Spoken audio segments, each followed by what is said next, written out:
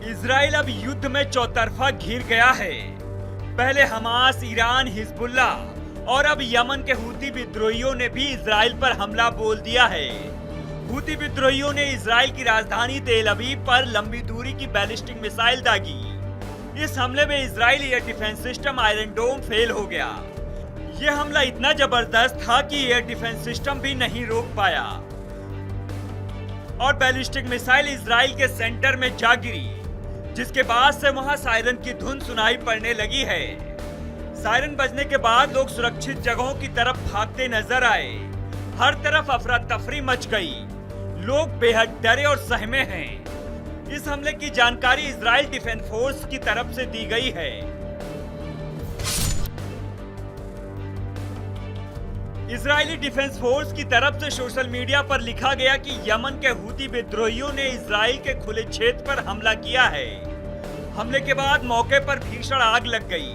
अच्छी बात यह रही कि इसमें कोई हताहत नहीं हुआ।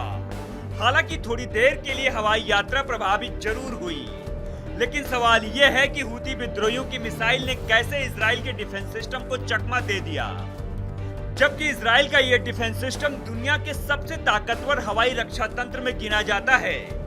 इसके बावजूद इजरायली सेना को अपने हवाई क्षेत्र में प्रवेश करने से नहीं रोक पाई। हूती विद्रोहियों की तरफ से एक बयान जारी किया गया है, जिसमें इस हमले की जानकारी दी गई है। हमले के बाद हूती विद्रोहियों ने क्या कहा? हूतियों की तरफ से कहा गया कि हाइपरसोनिक बैलिस्टिक मिसाइल से हमला किया गया। दुश्मन इजराइल को इस मिसाइल से निशाना बनाया गया। इस मिसाइल ने 11.5 मिनट में 2040 किलोमीटर की दूरी तय की। इस मिसाइल को इजराइल का रडार सिस्टम ट्रैक नहीं कर पाया। इससे पहले हिजबुल्ला ने इजराइल पर 1300 से ज्यादा ड्रोन और सैकड़ों रॉकेट से हमला किया था। दावा किया गया था कि सभी ड्रोन इजराइल टारगेट पर सटीक तरीके से गिरे हैं, लेकिन इजराइल का कहना था कि उसके आयरन डोम ने अधिकतर ड्रोन और रॉकेट को हवा में ही नष्ट कर दिया। बाकी खुले क्षेत्र में गिरे हैं, जिससे कोई नुकसान नहीं हुआ है। फिलहाल 11 महीने से गाजा में जारी इजराइल सैन्य कार्रवाई थमने के बजाय तेज होती जा रही है। लगातार मध्य और दक्षिण गाजा पर इजराइल हवाई हमले कर रहा है। 14 सितंबर को भी इजराइल ने गाजा पर हमला किया, जिसमें करीब 14 लोगों की मौत हो गई, जबकि कई लोग घायल हो गए।